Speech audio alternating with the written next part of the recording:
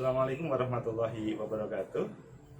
Hari ini kita diajak dialog oleh TVRI Jawa Timur membahas bagaimana nasib anak-anak yang bapak dan ibunya atau salah satunya meninggal karena pandemi COVID.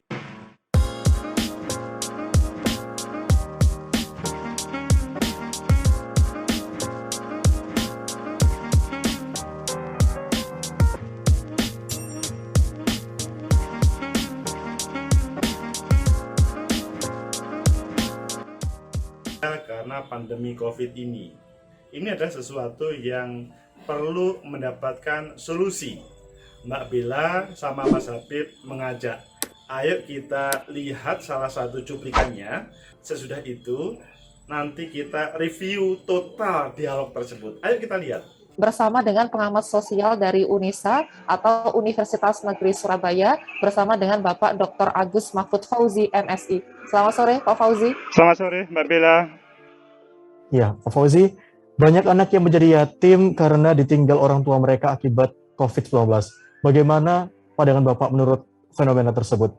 Iya, kalau melihat berbagai informasi, ada 11.000 di Indonesia atau 5.000 lebih di Jawa Timur, itu merupakan hal yang menjadi perhatian bersama. Tetapi kalau mendasarkan pada konstitusi kita pada pasal 34, maka fakir miskin dan anak-anak terlantar merupakan kewajiban negara untuk mereka bisa teratasi. Begitu juga pada pasal 27 ayat 2 itu bahwa terkait dengan kesejahteraannya itu negara mempunyai tanggung jawab. Tetapi Mas Habib dan Mbak Bella, terkait dengan terjemahan itu salah satunya tadi di Lumajang atau di Jombang atau di Jember sudah diterjemahkan. Itulah dialog dengan Mas Habib sama Mbak Bella. Intinya bahwa semuanya 11.000 atau lebih, 5.000 atau lebih di Jawa Timur ataupun di Indonesia perlu mendapatkan perhatian besar daripada negara. Jelas, Undang-Undang 1945 di pasal 34 itu kan menjamin fakir miskin dan anak-anak terlantar dipelihara oleh negara. Yang kedua, pasal 27 ayat 2 itu kan juga semacam memberikan tugas siapapun pemerintahnya di level pusat, provinsi, kabupaten kota, kecamatan ataupun desa, bahwa terkait dengan kesejahteraan semua warga negara, begitu juga anak yatim piatu, itu adalah menjadi prioritas. Wajib negara membackupnya. Kalau dari situ konstitusi memerintahkan, maka tidak ada lain kecuali hal ini harus dijalankan. Mungkin ada pertanyaan dari kalian, bagaimana ketika APBN sama APBD tidak mampu untuk membackupnya, atau APBN sama APBD memang tipis, sementara ini kan masih mengcover terkait dengan pandeminya, belum sampai kepada efek dari pandemi. Emangnya semua harus berbasis anggaran? Iya, anggaran itu penting, APBN, APBD itu penting, tetapi kalau kita orang yang cerdas, maka tidak harus berpikir semuanya anggaran. Di dalam teori strukturalisme, maka struktur itu bisa digerakkan untuk penanganan efek dari pandemi ini. Jadi pemerintah pusat, pemerintah provinsi, kabupaten kota, kecamatan, desa sampai RT RW itu bisa menggerakkan semuanya. Kalau ada anggarannya, maka ya selesai di anggaran dari APBN APBD. Kalau tidak, semuanya bisa bergerak selama dalam koridor, dalam komando dari pemerintah tersebut. Tetapi perlu diingat, para pemerintah, pejabat, birokrat tidak boleh berpikir sebagai pejabat ya. Kalian itu adalah abdi, pembantu dari masyarakat. Ayo, bagi yang pemimpin, masih ingatkah kata janji manismu dahulu pada waktu menjadi calon bupati, calon gubernur atau calon presiden?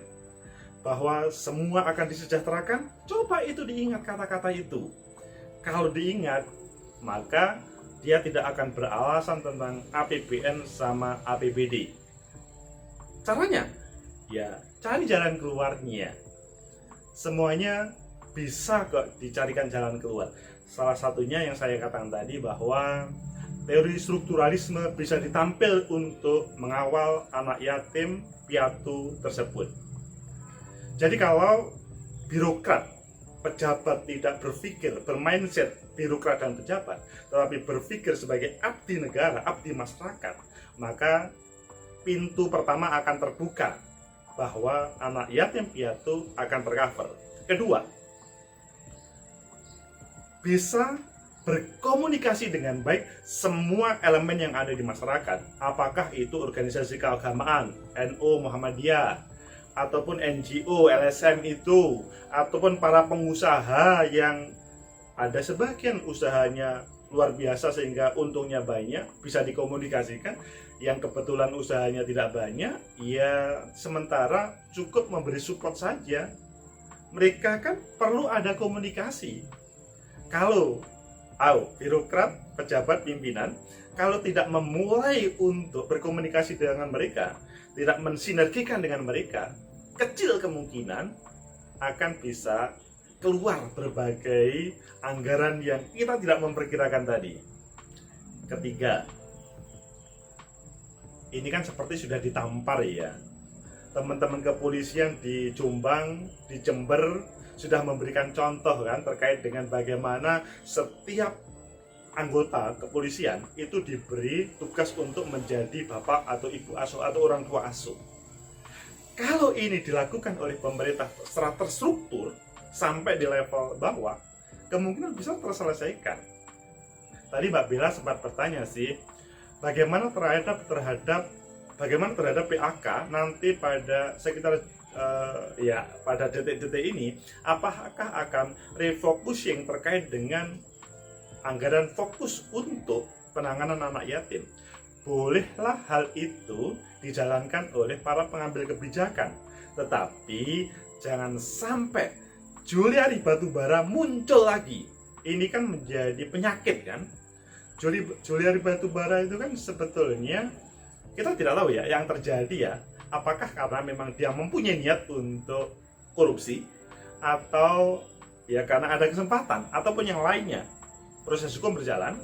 Yang pasti bahwa jangan sampai ada proses PAK nanti atau ini kemudian menjadikan Juliari Batubara. Tetapi hadirkanlah seperti teman-teman kepolisian yang ada di Jombang dan yang ada di Jember.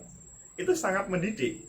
Taruhlah tidak cukup kepolisian, semua birokrat, ya tidak hanya itu, semua ASN, semua pengusaha atau semua orang mampu coba didekati untuk menjadi orang tua asuh.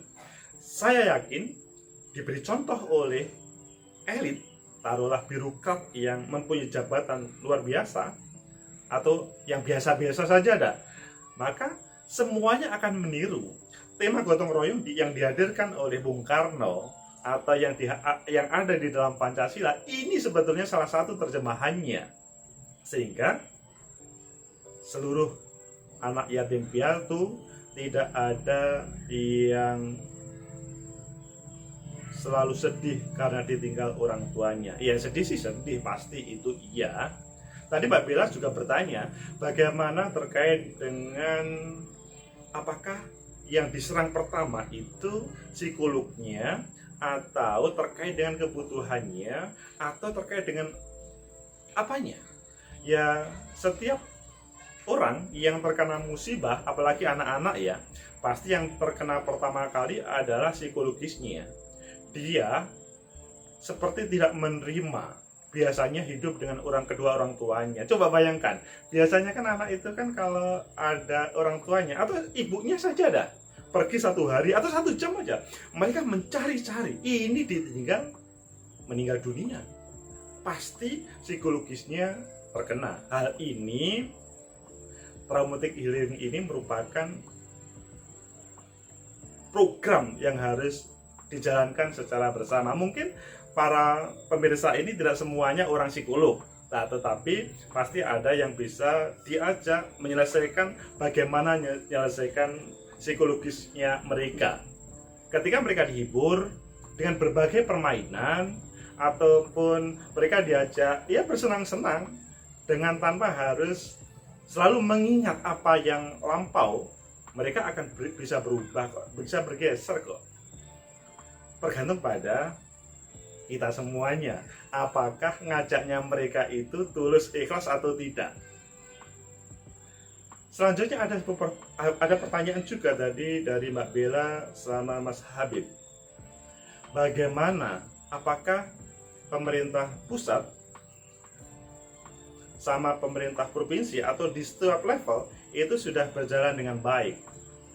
Saya katakan bahwa pemerintah pusat sampai di level desa sudah bekerja, tetapi masing-masing kualitasnya sangat beragam. Di sini adalah mempunyai kewajiban bagi kita bersama untuk memprosesnya.